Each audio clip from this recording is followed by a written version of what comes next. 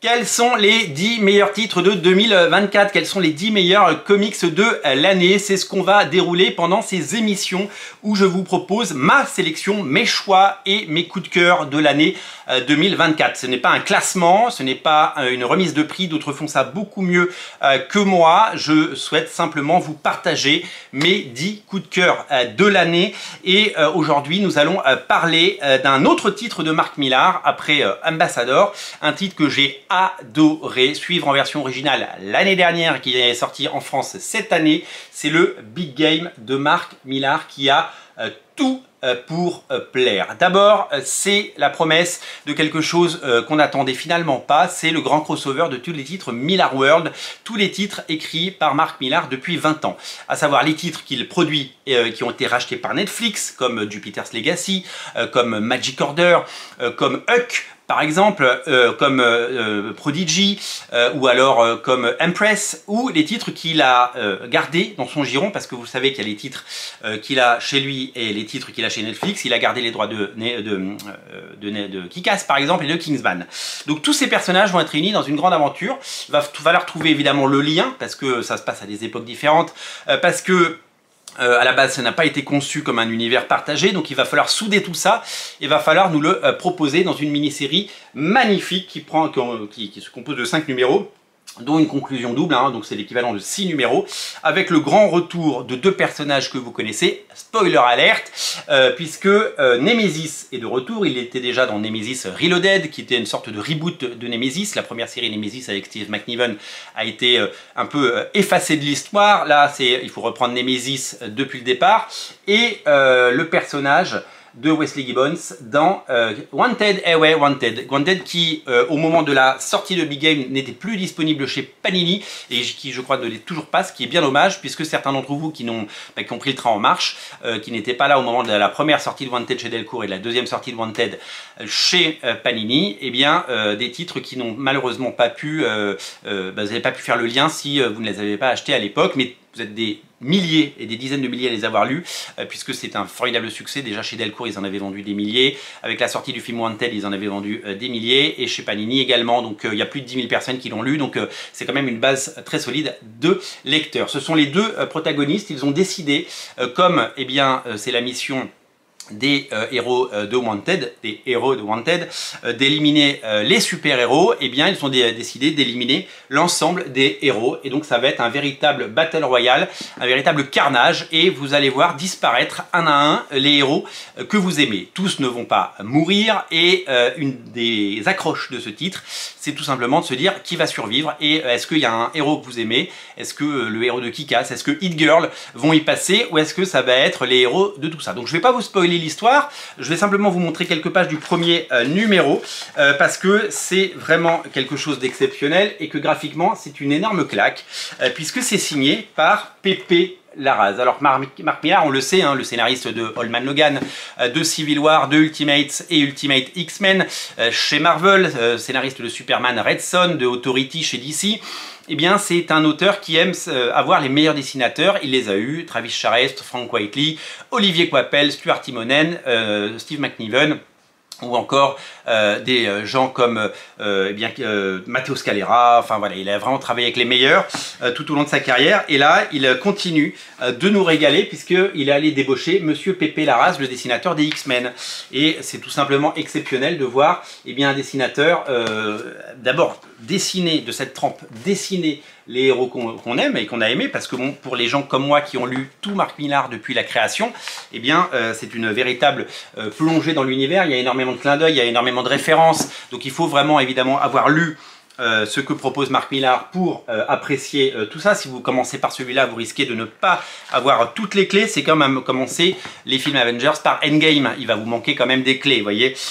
Donc vous allez découvrir l'ensemble des personnages, par exemple Kick-Ass qui est ici et qui a bien grandi parce que les personnages ont évolué depuis une vingtaine d'années. Et vous allez découvrir tous les personnages puisqu'ils apparaissent tous dans ce récit à différents moments avec un différent degré, si vous voulez, d'importance et un différent degré voilà, ils n'ont pas tous un premier rôle, certains ne font que des apparitions ou des clins d'œil, vous le verrez. On va retrouver les personnages de Jupiter's Legacy, de Magic Order, les personnages de Prodigy, de Huck, de Starlight, de Impress, de Kick-Ass, de Kingsman, etc., etc. Et même les séries récentes comme Night Club. C'est tout simplement un grand moment et c'est un magnifique crossover, brillamment orchestré et magnifiquement illustré. C'est du grand spectacle, c'est un aboutissement, c'est un accomplissement, c'est un feu d'artifice et c'est vraiment un titre que j'ai adoré suivre, lire et dévorer parce que j'étais présent le jour de la sortie pour les 6 numéros dans des boutiques de VO pour pouvoir les lire, les avoir et ne surtout pas les rater parce que j'avais besoin de cette dose. Vous connaissez cette excitation qu'on a sur certains comics, pas tous, quand sort un nouvel épisode de Amazing Spider-Man ou Batman, souvent on les achète de façon mécanique parce qu'on a l'habitude et qu'on ne veut pas trop de trous dans sa collection. Il y a des titres, on se déplace spécialement et on sent cette excitation avant de l'acheter, l'attente est excitante et même sur le trajet pour aller les acheter, il se passe quelque chose et quand vous les avez enfin en main, il y a une sorte d'accomplissement et une sorte d'excitation. Quand en plus vous le lisez et que vous trouvez ça cool, c'est tout simplement génial. Je me souviens que ça m'avait fait ça à l'époque de Siège dessiné par Olivier Coipel. J'allais religieusement à Paris dans des boutiques de comics acheter mes 4 numéros de Siège un par un et je me souviens pour la lecture du 2, j'étais rentré à la maison et je m'étais mis dans une bulle. Je voulais lire ces pages, mot par mot, ne rien rater, voir les dessins d'Olivier Coipel et je voulais absolument ne rien rater. J'avais tout simplement adoré Siège à l'époque et je continue d'adorer ce type de comics parce que c'est du grand spectacle et que c'est les comics qu'on aime.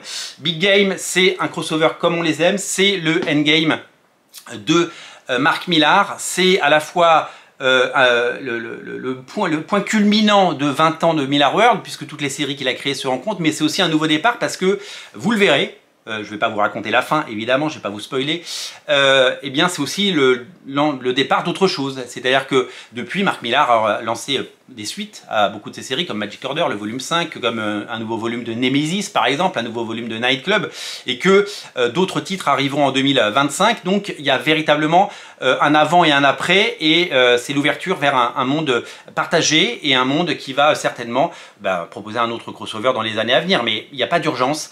Pour le moment, le but est de bâtir et de construire avec évidemment des licences fortes et des franchises qui peut-être certaines feront l'objet d'une série ou d'un film, mais qu'importe, puisque le plaisir il est là. Le plaisir il est dans les comics, un comics magnifiquement produit, superbement dessiné, magnifiquement écrit, bien pensé, c'est du plaisir. On sent que Mark Millar prend du plaisir à l'écrire, on sent qu'il a envie de faire plaisir aux fans, on sent que c'est le Mark Millar qui, du début, c'est-à-dire que Mark Millar il a écrit des choses exceptionnelles, il a écrit des choses un petit peu moins fabuleuses, mais là on est dans le haut du panier, le très bon de Mark Millar, les meilleurs titres de Millar, c'est vraiment quelque chose de réjouissant et parfait, si vous voulez mon humble avis. C'est maîtrisé de bout en bout, on sent qu'il a envie de faire plaisir, pas juste en faisant des caméos et en faisant du fanservice, il fait plaisir parce que il a pensé son récit pour le plaisir du lecteur et que les rebondissements et les émotions qui vont vous traverser sont particulières quand certains des héros que vous aimez, c'est comme dans Game of Thrones, il y a un personnage que vous aimez et clac, il se fait couper la tête à la fin de la première saison.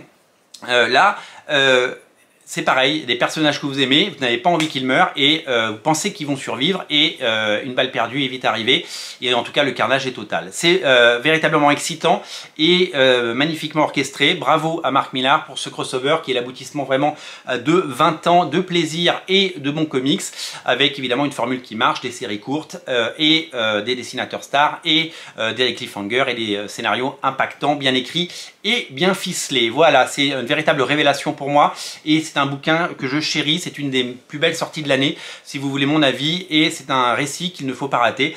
Un titre de Mark Millar dans le top 10, il y en aura 8 autres puisque vous le savez Ambassadeur fait déjà partie du classement si vous avez vu l'émission d'hier et je vous invite bien entendu à découvrir et à ne pas rater le reste du classement. Alors c'est pas un classement, hein, je vous l'ai dit, il n'y a pas de numéro 1, il n'y a pas de numéro 10, c'est juste 10 titres que j'ai adoré, 10 titres que je vais vous faire partager, peut-être 10 titres que vous pourrez découvrir à Noël, 10 titres que vous pouvez offrir ou vous offrir à des gens qui aiment ces comics, ces auteurs. Il y aura de tout, il y aura du super-héros, il y aura de l'indé, 10 titres anglo-saxons, 10 titres labellisés comics, aussi bien de l'indé que du super-héros. Voilà, il y en aura pour tous les goûts et pour toutes les bourses. Je ne suis pas allé sur des bouquins qui coûtent 90 balles, je suis allé sur des bouquins qui restent accessibles. Vous allez voir, il y en a pour tout le monde et j'espère vous revoir dès demain pour la suite de ce top 10, appelons-le comme ça, de ces 10 meilleurs comics de l'année 2024. Merci à tous et je vous dis à très bientôt. N'oubliez pas de vous abonner à Radio Comics. Salut!